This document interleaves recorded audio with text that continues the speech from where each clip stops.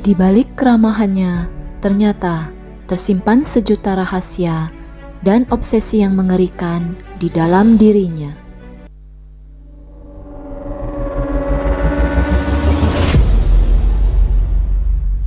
It's Jejelisius Storytime. Halo teman-teman, gimana kabar kalian semua? Semoga sehat dan bahagia selalu ya. Di video kali ini, JST akan menceritakan sebuah kasus yang berasal dari negara Amerika Serikat. Seperti apakah kasusnya? Yuk kita mulai. Lahir pada tanggal 23 Februari 1957, Carl Brand adalah anak kedua dari 4 bersaudara. Orang tuanya, Helbert dan Ilsa Brand, adalah imigran dari Jerman yang tinggal di Connecticut, Amerika Serikat. Keluarga mereka sering berpindah tempat tinggal, sehingga Carl dan kakaknya Angela sering berganti sekolah. Dia biasa dipanggil Charlie. Charlie adalah anak yang baik dan pemalu, bahkan sedikit kesulitan menyesuaikan diri dengan lingkungan barunya. Pada bulan September 1968, mereka pindah ke Fort Wayne, Indiana, karena ayahnya dipindah tugaskan ke sana. Kehidupan mereka sepertinya berjalan normal-normal saja, sampai saat Charlie berusia 13 tahun. Pada malam tanggal 3 Januari 1971, Charlie mengambil senpi ayahnya dari laci di mana biasa dia menyimpannya, kemudian mencari kedua orang tuanya. Pada saat itu, keduanya sedang berada di dalam kamar mandi. Ayahnya sedang mencukur, sedangkan ibunya yang pada saat itu sedang hamil 8 bulan sedang mandi. Charlie menembak mereka berdua dari jarak dekat, yang menyebabkan ibu dan calon adiknya meninggal saat itu juga, sedangkan ayahnya terluka parah.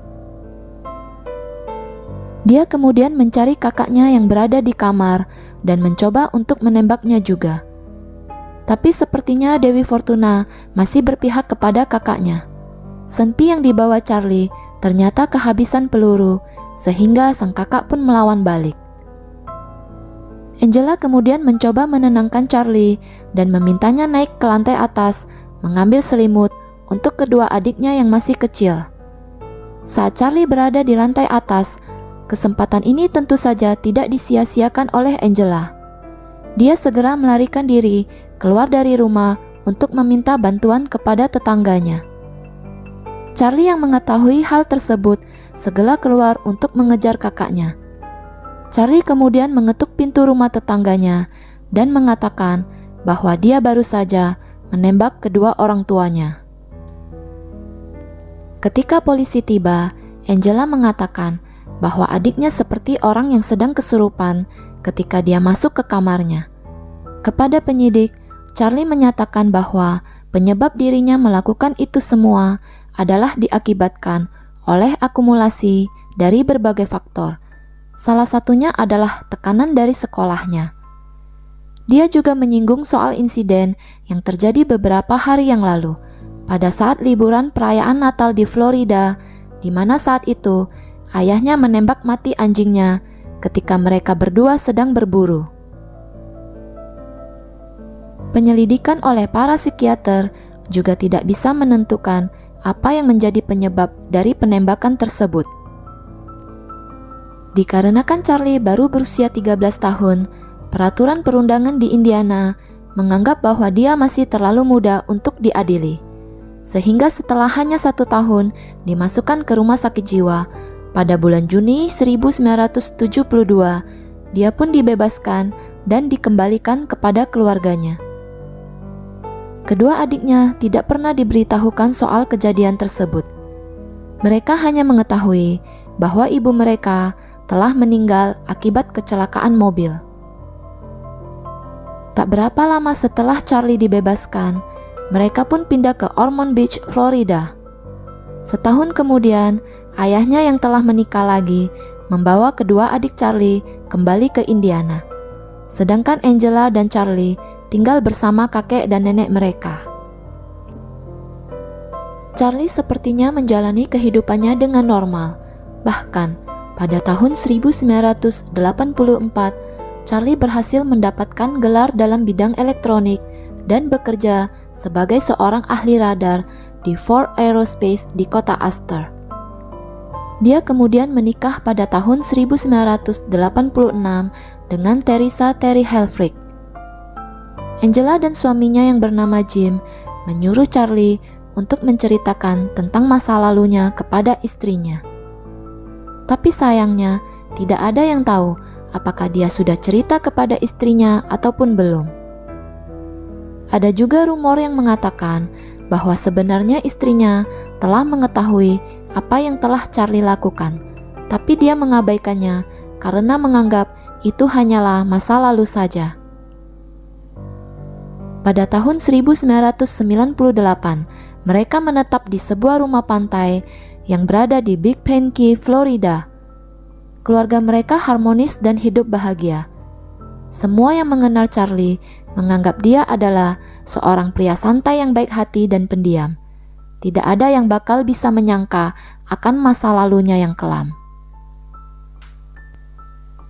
Pada bulan September 2004, dikarenakan adanya badai Ivan yang melanda daerah tempat tinggal mereka, sehingga mereka terpaksa harus dievakuasi dan pindah sementara dari sana. Untungnya keponakan mereka yang bernama Micheline Jones mengundang mereka untuk tinggal di rumahnya yang berada di dekat kota Orlando sambil menunggu sampai badai mereda. Michelle yang saat itu baru berusia 37 tahun adalah seorang eksekutif yang sukses dalam karirnya di salah satu stasiun televisi di Orlando. Dia mapan, memiliki rumah yang bagus, hidup serba berkecukupan. Terry adalah saudara kandung dari Mary Lou, ibunya Michelle. Selama mereka tinggal di sana, seperti biasanya, Michelle setiap hari secara teratur selalu berhubungan lewat telepon dengan ibunya serta dengan beberapa teman lainnya juga. Pada malam tanggal 13 September, Michelle mengundang temannya yang bernama Lisa Emmons untuk datang ke rumahnya, tapi dia belakangan membatalkannya. Dia mengatakan bahwa telah terjadi pertengkaran antara Charlie dan Terry di rumahnya akibat terlalu banyak minum bir. Itulah telepon terakhir dari Michelle yang diterima oleh temannya.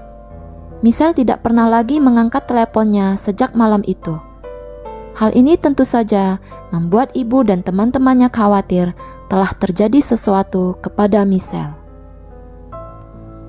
2 hari kemudian, Mary Lou meminta tolong kepada Debbie Knight, salah satu teman dekatnya Michelle, untuk pergi ke rumah Michelle dan mengecek keadaannya. Sesampainya di rumah Michelle, dengan telepon yang masih terhubung ke Mary Lou, Debbie mencoba masuk dari pintu depan, tapi terkunci rapat. Mary Lou memberitahukan bahwa pintu garasinya terbuat dari kaca, jadi bisa melihat ke dalam rumah.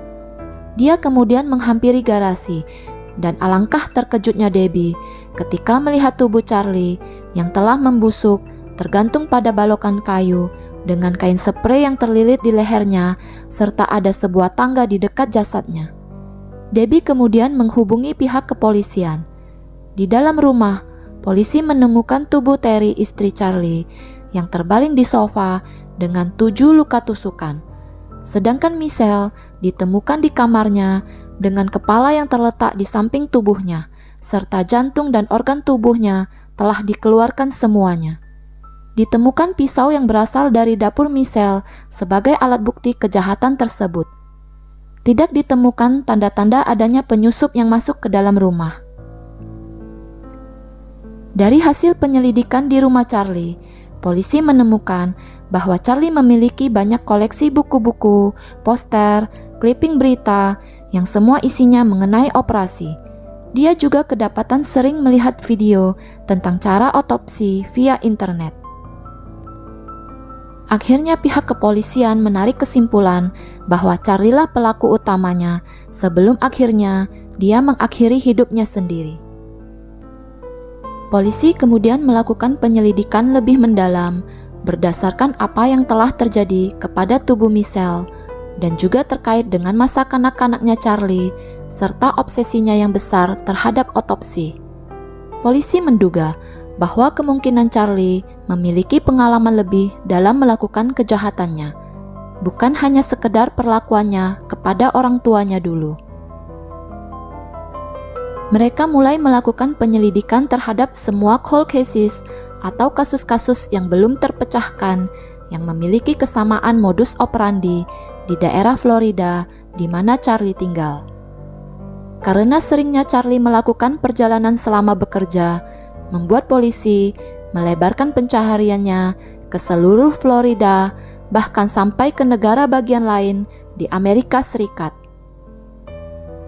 Berdasarkan cara Charlie memperlakukan tubuh Michelle, akhirnya dia pun dikaitkan dengan kematian dari Sherry Periso, 38 tahun, yang tinggal di sebuah perahu dayung yang kecil. Pada 16 Juli 1989, tubuh Sherry ditemukan lebih kurang 300 meter dari rumah Charlie dan istrinya di Big Pankey.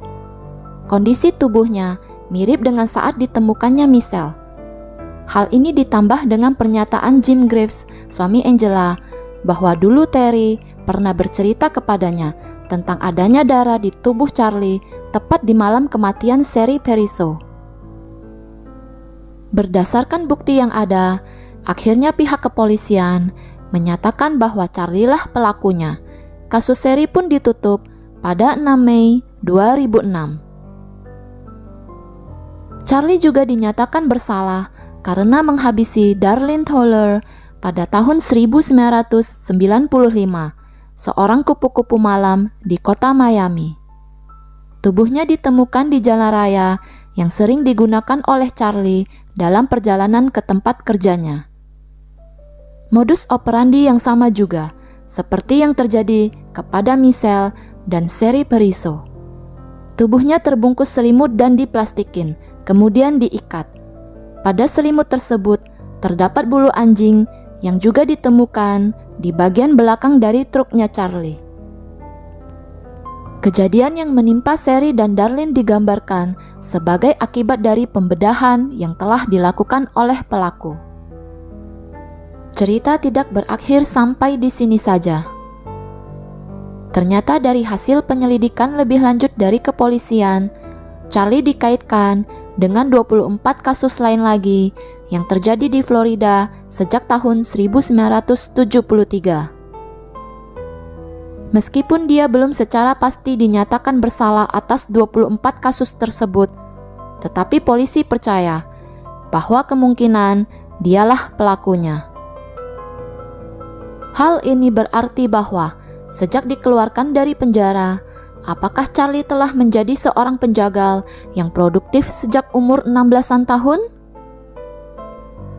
Demikianlah sedikit cerita tentang Carl Charlie Brand yang memiliki obsesi yang aneh, yang mengerikan. Bagaimana menurut pendapat teman-teman JST tentang kasus ini?